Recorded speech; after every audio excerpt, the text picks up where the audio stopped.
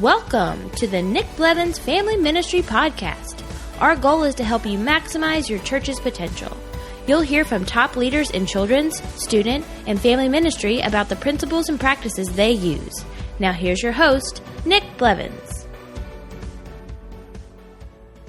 Hey everyone, welcome to episode 144. In this episode, I talk with Michelle Suarez about two things, really. We talk about how she, as a children's pastor, has created kind of special themed Sundays to ramp up attendance, to help families invite other kids, and really just make a bigger day out of what is, a typical Sunday for them. And I was interested in talking with her about that because we have done some similar things, though not to the extent that she has, and we have seen a 30%, 40% bump in attendance from having some of those special days.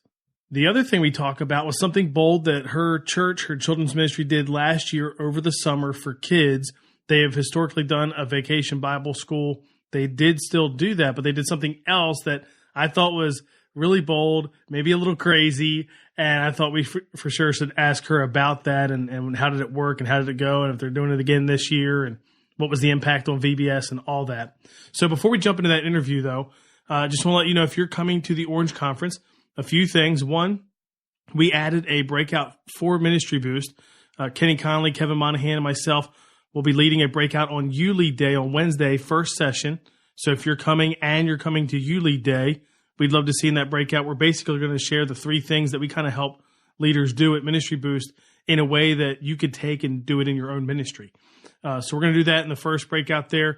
I'll be ending the second day, Thursday, with a breakout about a complete next-gen strategy for families. So if you're taking that, I'd be excited to see you there and get your thoughts maybe on that as well. But I know a lot of people are interested in what's a plan look like, to partner with parents from beginning to end and where do I start and what's most important. And we'll talk about that. But the other thing is if you're there on Wednesday, we're hosting a lunch for You Lead and Ministry Boost. And if you would like to come to that, email me and I'll get you an invite to that lunch that's going to happen. And then there's also, we'll have a suite on Thursday and Friday for Ministry Boost and for You Lead. And we'd love to meet you. So come visit that suite. We'll have our banner out front.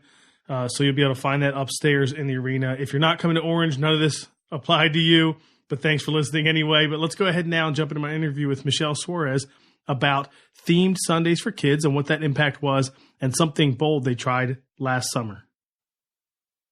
Well, today I'm talking with Michelle Suarez. Welcome to the podcast, Michelle. Thanks, Nick. I'm so excited to be here. Yeah, so tell us a little bit about you, your family, and your church. Okay. Well, my husband, David, and I have been married. We'll celebrate 25 years later this year. We have three kids. Samantha is 22, Cameron is 21, and Tabitha is 18, so they're older. And we have we're in Wagner, Oklahoma. I'm the children's pastor here. We've been here for about 6 years now. And interestingly enough, this is my first full-time ministry position. So I have that kind of unique experience of being a major volunteer, having moved into a staff role, which really, I think, changes the way that I do things in ministry. Oh, that's cool. And I should know this because we've known each other for a while, and we probably did talk about this before, but did you volunteer there before coming on staff, or did you volunteer like in a different church setting and then took this job as staff? Yeah, no, I was at a different church as a volunteer. I've been involved in children's ministry since I was in children's ministry. They used to pull me out of class to help me, to get me to help in the preschool and nursery areas. And so I've been involved big time in children's ministry forever. But then realized that that's what God was calling me to, and actually realized that there were people out there like you could get paid to do that stuff, and started looking for a job. And then we moved to Oklahoma for this position. That's great. And that's great that you could move for that position. I know that's one of the hard things about staffing children's ministry is a lot of times people won't move for it. You know what I mean? Because, just statistically, most children's pastors are ladies, and a lot of times they come up from in the church. Maybe they volunteered and then they took on the role. So if you need to hire somebody outside the church, I know that's one of the hardest positions for churches to staff because they can't get people to move like you did. You know what I mean? So that's great that you were able to do that and get a position there, and it's been 6 years. Is that what you said? So that's awesome. Yeah, it's awesome. My husband is amazing and has always been willing to go wherever God leads us, whether that means he's leading him or me. We just he's followed me around. So he's awesome like that. Kudos to him. That's great. So we're going to talk about two things, really, hopefully, if we have enough time. And one of them is how you kind of create momentum in kids ministry with themed Sundays. And I think anybody listening, kids ministry, anybody that serves in kids ministry knows what it's like to do events, especially events outside of Sunday for families, for kids, things like that. But this is a little bit different because these are on Sundays. So tell us what that looks like. Well, let me tell you some of the inspiration behind the reason that we started those. We realized that most of the time when you look at like social media, parents are all about their kids being part of an experience. Even if it's just a class party or something, they don't want their kids to miss out on that experience. So we were trying to come up with a way of making children's ministry something that you didn't want to miss. And of course, you do that every week and you try to do that, but sometimes you just need a little extra something. And then, Jim Weidman, who is brilliant and is always the inspirational behind everything, he talked about just the idea he talked specifically about holidays and how the days are already built into our schedule and we're already acknowledging them. So just take advantage of that. So we really started with the idea of doing something on some of those holidays that we don't necessarily make a big deal out of. And from there, we thought, well, we just need to add a couple extra days into our year and kind of create our own holiday, basically. So, the very first one that we started with was in like mid-January when it's still kind of cold and winter-like, but you're kind of over it and you want something different. And so we started doing a winter luau where we would decorate and bring out the grass skirts and the leis and all of that stuff. And it was just an idea of having a fun day that was out of the norm. Everybody's bundled up, but instead you wear your shorts and t-shirts and all of that stuff right in the middle of winter and have some exciting days. So we kind of went with that idea and created these extra days throughout the year that are sometimes around a holiday and sometimes around a specific event that's already happening in family schedule. And sometimes it's just something that we've created. So how many do you do now? I mean, I know it's changed and it's grown. How many do you do in a year? And what are some other examples of the themes you've done? Well, we've kind of done this trial and error. There have been sometimes where we've done more than other years and sometimes fewer. And so we're kind of figuring out that 3 to 4, maybe 5 max kind of works per year, because if you do them too close together, they run one into the other and you lose the momentum just because there's so much going on. But if you can space them out, so like 1 a quarter works out really good. Mother's Day and Father's Day end up being good events to do, just because kids are already really focused on that. Our events tend to become church-wide events almost. Some of that is the way that our facility is laid out. Our check-in area is centrally located. So a huge chunk of our church comes through that area. And so naturally they're just able to see what's already going on. And some of it is, strategic in that we try to involve them in what we're doing so that they know what children's ministry is. And it just makes it an easy on-ramp too for volunteers, people who want to get plugged in because they already know that you're doing some of this fun stuff. So Mother's Day, Father's Day, we do, because we're in a smaller community and football is a really big deal for us, high school football. So around homecoming, we do an event that we call Bulldog Sunday because that's our team mascot is the Bulldogs. And we encourage everybody to wear their Bulldog gear, We've even taken it to the point where we do like a cookout after church and almost do like a tailgating experience after services are over, and give out little giveaways, noisemakers and stuff that they can use at the game. And it becomes kind of a really big deal that everybody wants to be involved in. That's cool. So that right there is 4. Is that all of the ones you do, or have you mixed in some other ones? We have done, we usually do something around summer and something back to school, because those are just easy times. So we'll do some kind of summer event, like a summer kickoff. And then back to school, obviously, when everybody is coming back, we'll do something that that one's not usually very themed out because it's back to school. So that's kind of the theme itself. But kind of a kickoff to getting back into a regular routine and all, because you know how people just tend to take the summer off. Yeah, sure.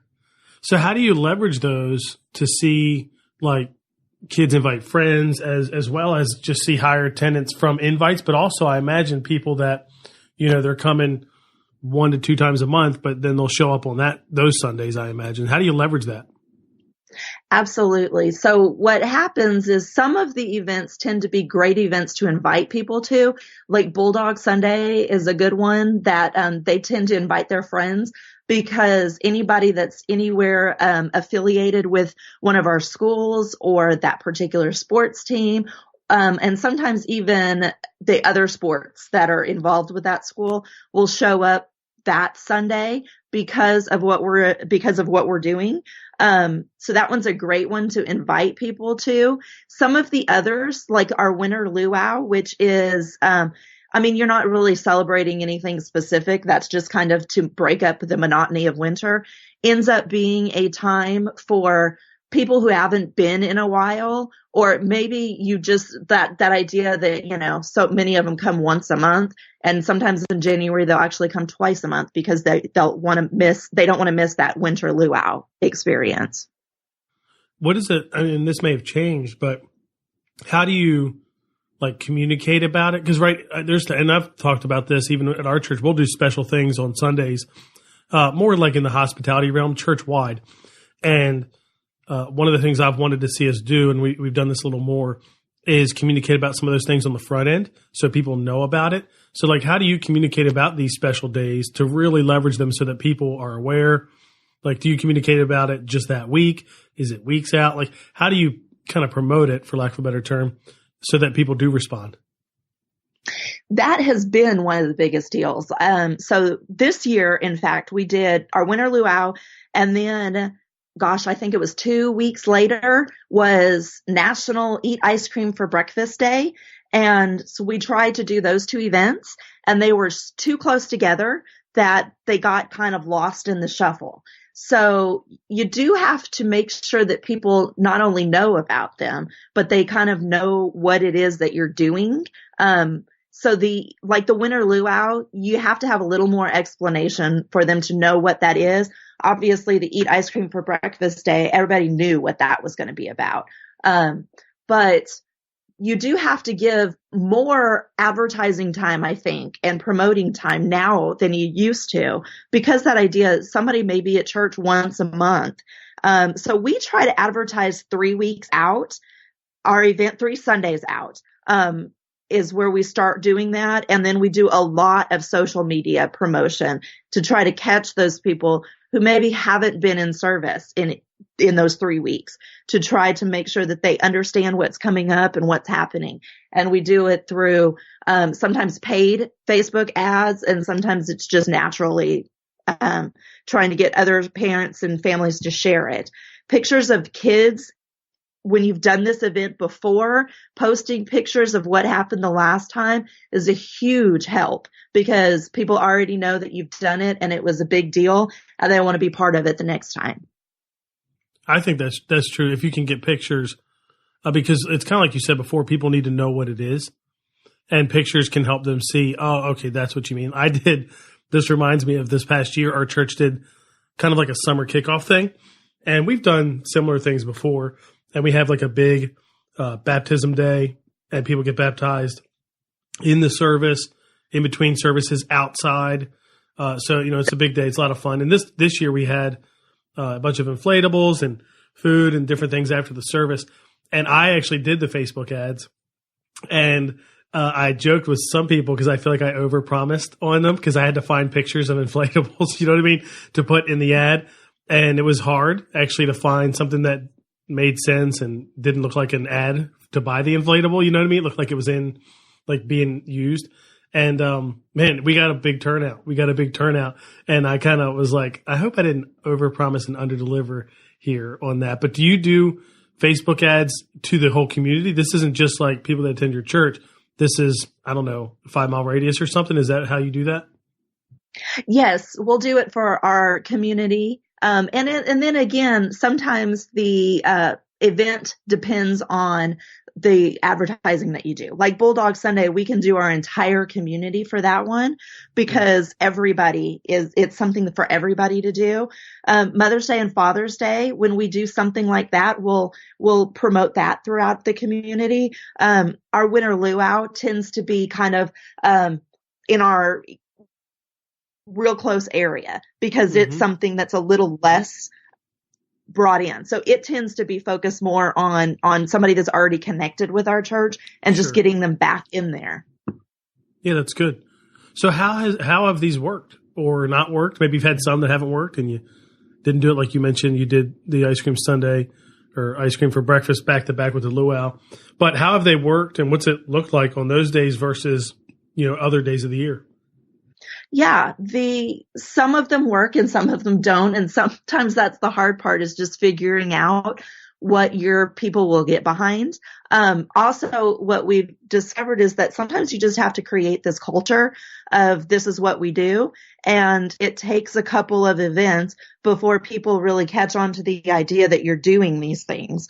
So the first time you do it, you may not have the best reaction. But you've got to keep doing it and try it so that people understand what you're doing and they get on board and start looking for the next thing. So that has become a thing around here is that everybody before the event is over with, they're asking our team and they're asking me so what's next? Because they want to know what the next event is. And once you start to create that culture, it really then takes on a life of its own and it builds its own momentum.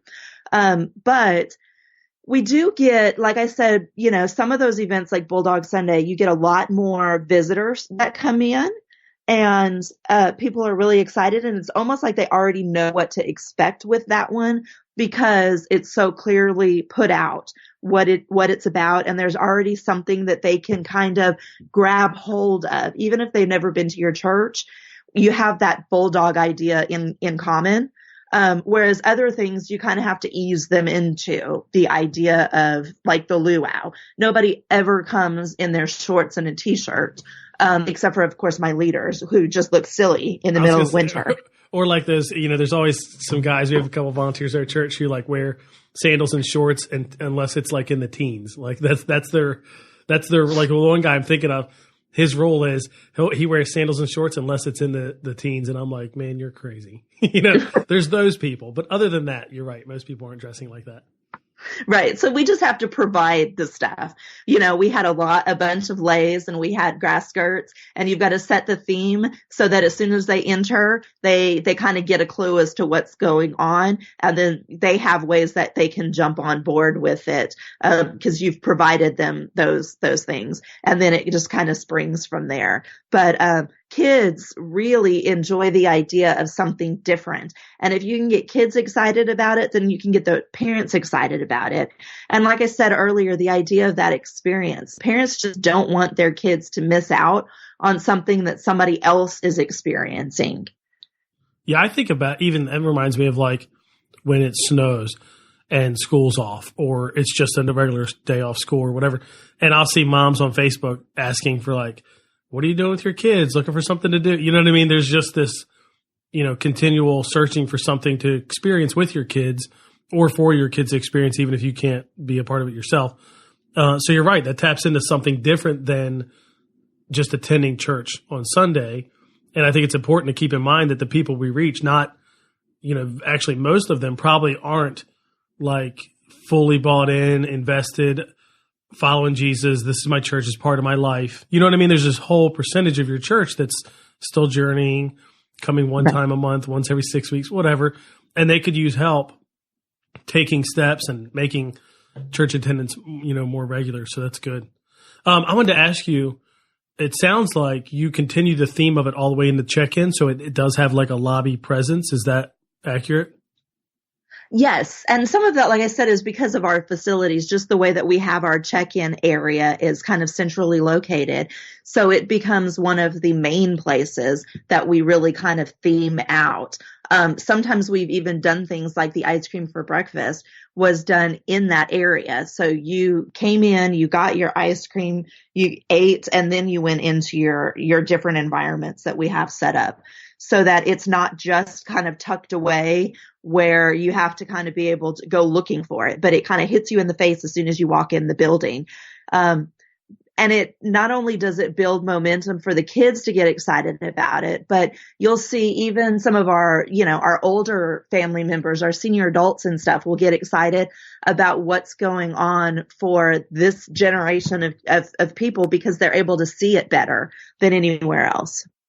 And the reason I think that's important is I talk to a lot of children's ministry leaders who feel like they don't have enough of a presence in either the lobby, but even more than that, children's ministry doesn't have enough of a presence in the minds of, everyday attenders. If you have kids, obviously you know about it, but if not, it's kind of off and hidden. I think of a lot of the churches that I've seen or worked with have like a bigger building, and so kids check in, and even all the kids' areas are just kind of way off to the side.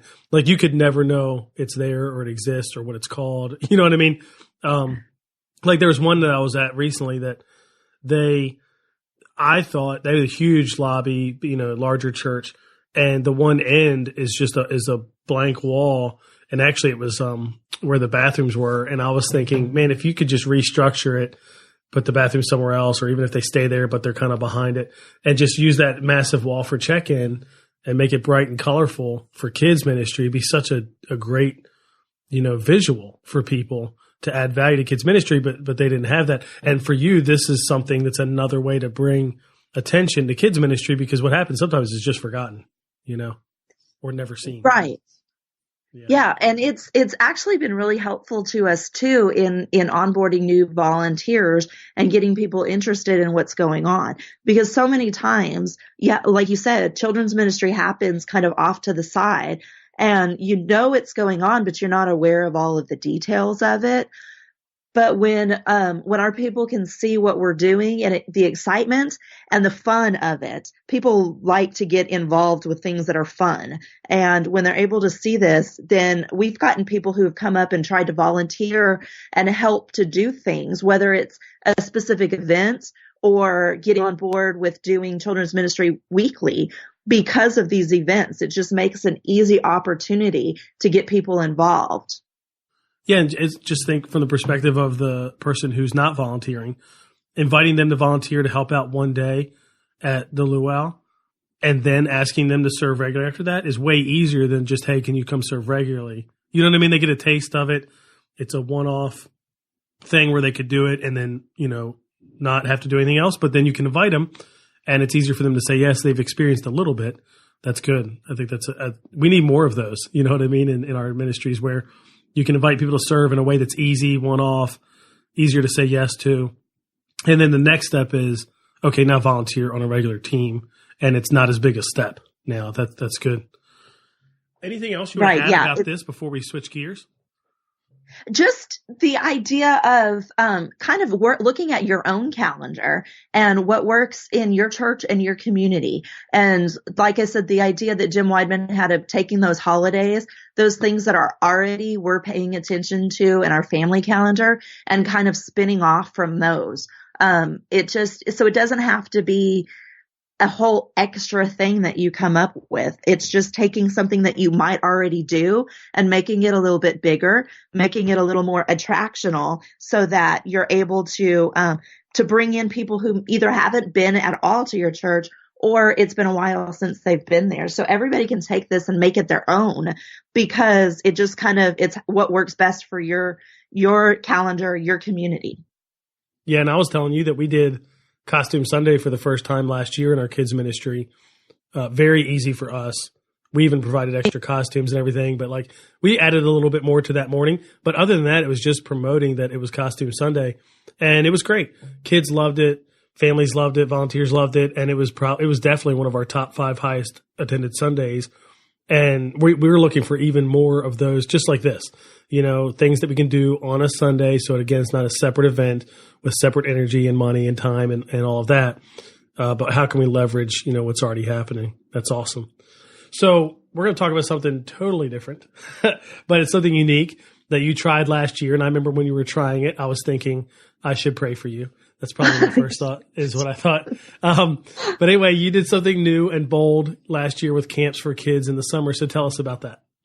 So we have always done our VBS. VBS is something that we'll always do. But when I arrived at the church, we did a sports camp, a week-long sports camp that we did an all day from like 9 a.m. to 4 p.m. And in the mornings, the kids would do their different sports activities. And the afternoons, we would go on field trips. And that was, to the local pool, to the skating ring, bowling, that type of thing. And it was a huge hit. We had almost as many kids coming to sports camp as we did for VBS. Now, we always charged for this. So this VBS is free, but we charged a small fee just to kind of offset the cost for our sports camp. And we've done this for several years. And last year we thought, we're in a smaller community. There's not a lot going on for kids. It's really difficult to find something for kids, especially in the summer when they're out of school. So we thought, why don't we take the momentum of sports camp and kind of build on that? So we did have the crazy idea of taking that 1 week, and we did 5 weeks of that same format, but with a different theme for each week. So it was morning time theme-based activities, afternoon field trips. But yes, we did it for 5 weeks over the summer, plus our VBS. So it was 6 total weeks of crazy programming. Yeah, when you told me last year you were thinking about doing that, I was thinking, wow, you're crazy. No, I mean, I know of, in fact, we've had somebody else on the podcast that has done something similar. And then for me, I did just think though, think about it. Most children's ministry leaders stress over VBS alone if they do that. So how did you handle it? How did you end up making it work? I know there's some key things that you did. So 6 weeks of programming versus 1 with VBS, and that's half summer. How did you make that work? Well, first off, I started with, we basically used some of our old curriculum for the Bible component of camp. We wanted to make sure that, obviously, that there was some of that aspect in there, along with just some fun things. So we came up with themes and then just came up with some activities to go along with those themes. And we used old curriculum, so we weren't having to kind of reinvent the wheel. We just picked out a week. We use Orange around here, so we just picked out a week, and a month's worth of curriculum worked in that 4 to 5 day camp experience. Some of the activities are already built in there, and you can even pull from those activities to create your theme of whatever it was. But we also hired some additional staff to do it. Was really a big thing. This was not volunteer based. We hired some college students to run the camp and kind of make sure that they were the ones that were with the kids all the time, because of our VBS is such a big deal. We couldn't expect volunteers to give that much time over the summer. So were there any volunteers, or was it all paid college students? And then even and beyond that, did people pay for these camps, and is that how you offset it, or did you pay for this, or maybe it's a both and? Did you pay for it out of the budget? We did charge for the camps. And actually we've discovered that was as a unique way of doing things. Anyway, we have some people who will come to our VBS because I think people understand what VBS is and they know what to expect. And we had some people who I think wouldn't have come to camp if we didn't charge for that, as strange as that sounds. But we charge way less than what you would pay if you were involved in like a YMCA program or something at some other camp. But it was designed to offset the cost of what we did. So yes, we paid our students out of that cost, but we did have some volunteers specifically based off of experience on the themes. So like we had a camping week where we had some volunteers who came in to kind of help with certain aspects of that like we didn't know how to do. So we had somebody who came in and taught the kids how to build a campfire. And so they volunteered for a day or two. And then during our sports camp, we had volunteers who actually did the particular sport all week long. We had our high school basketball coach who volunteered that week to coach the basketball aspect of camp. The same with baseball and soccer. So there were some volunteers involved with certain aspects of it, but they usually weren't there from the entire day. Yeah, that's where you had the paid staff.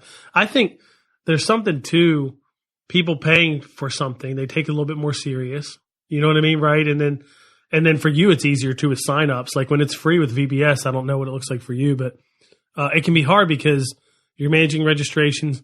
People aren't incentivized to register by a certain time, you know, because if they're not paying, then the price doesn't go up or, you know, now if spots are going to run out, they're incentivized, you know, so if you've built it over time, that happens a lot with VBS. You did, I have a couple questions, but I also want to hear about how it impacted VBS. You did 6 weeks of this, and I'd love to hear, was it like VBS before or after? Was it in the middle? Like, how did the schedule work with VBS? And then how did it impact your VBS? Was VBS the same? Was it more? Was it less? Like, did people choose one of these and not do VBS? The way that our schedule worked out last year was we had 5 weeks of camp followed by VBS. So VBS was our very last thing of the summer, which worked out really nice for us because we were able then to kind of pick up and clean up everything and put it all away and then relax for a week or two before school started back up. But we saw it actually helped increase our VBS. It brought more attention to what we were doing over the summer, whether it was the camp or the VBS. Now, there were some people who we did get a lot of questions as to whether we were still having VBS. So we had to answer that question all summer long, that yes, we were having VBS. But because our camps, we had so many kids who were not connected to our church in any way that came to our camps, we were able to point them back to VBS all summer long, that it really helped to increase our VBS. And we had people at VBS who had never been before because of some of the camps and the experience that they had had through the camp program.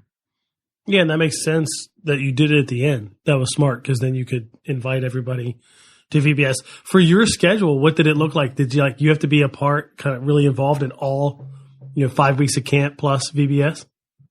I was kind of in and out. I had those girls, my college students who ran the camp.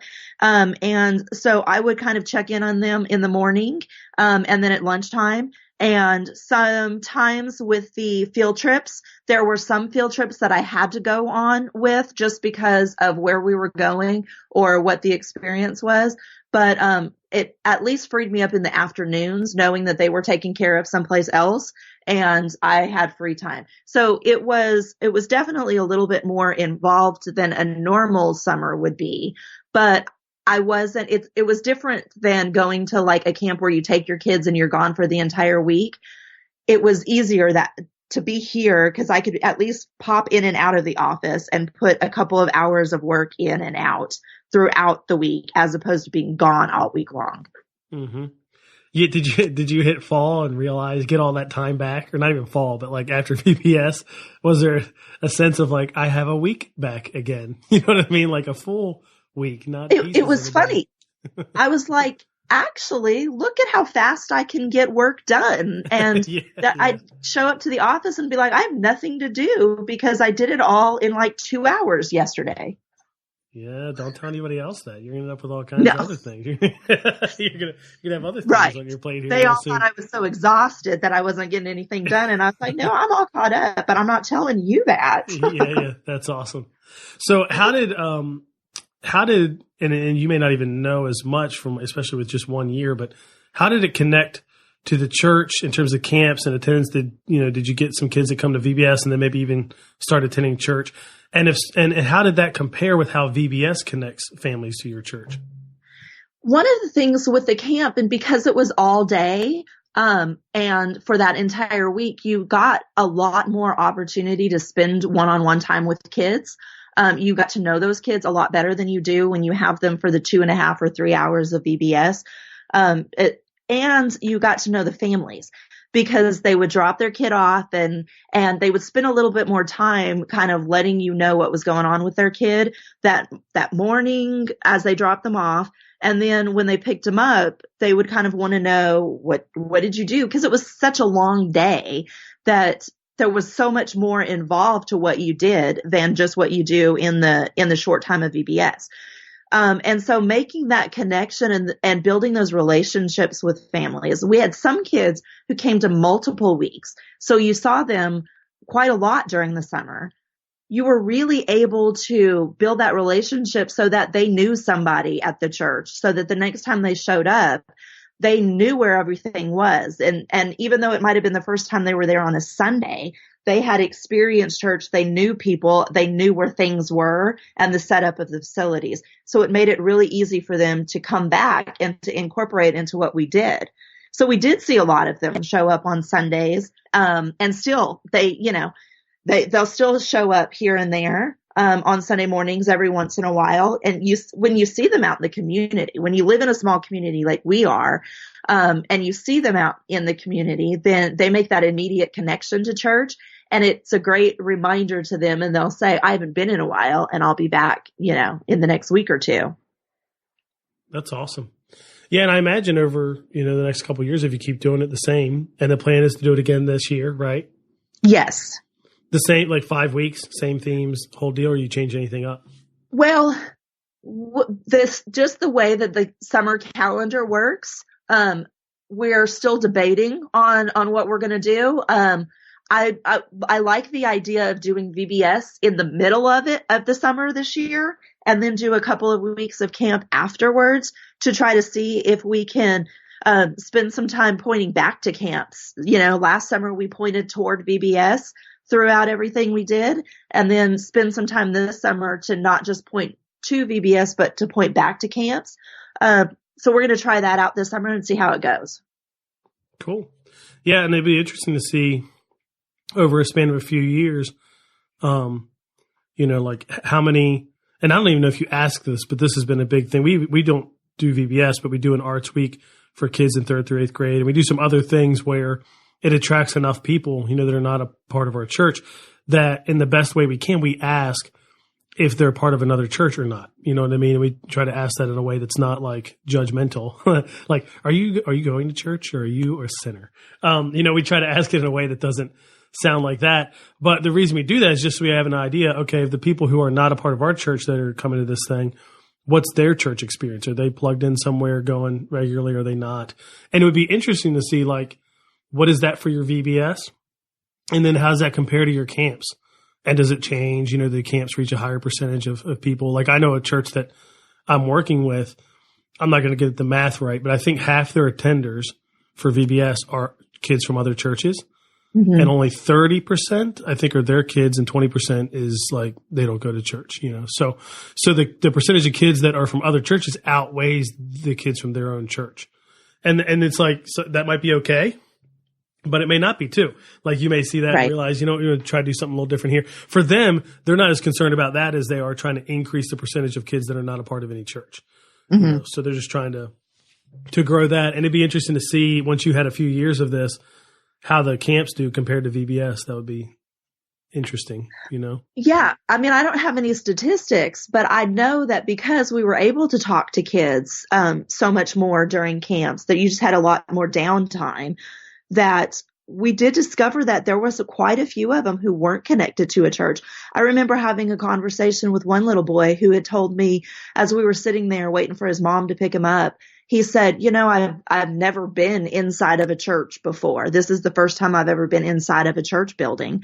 He wasn't the only one who had said that, but as we were having this conversation, I realized, that there were a lot of kids who had come to our camp that came specifically because of the theme of the camp and not necessarily because it was affiliated with the church, which tends to be the VBS difference.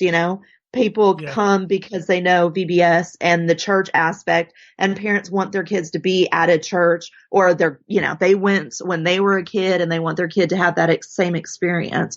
But that camp was based specifically off the theme. And I think he came sports camp week. So he came because he wanted that baseball experience, and it helped him to come into a church for the first time in his life. Yeah. And I would think just off the cuff that you would get a higher percentage of unchurched families at the camps than you would VBS for the same reason you just mentioned. VBS has people, if you're church, you know what it is. And right. So that could be an attraction. Versus it's not necessarily an attraction if you're not church, but a sports camp would be. Plus it's new. Right. Yeah. So, I would think it would certainly attract more. But it would be interesting. Well, cool. How can leaders connect with you if they have any questions about either of these things? Well, they can email me. My email address is Michelle_Suarez@hotmail.com. And I am on social media at that same, it's Michelle_Suarez, Twitter, Instagram, all of those places. And we'll put those links in the show notes too, so people can get to that.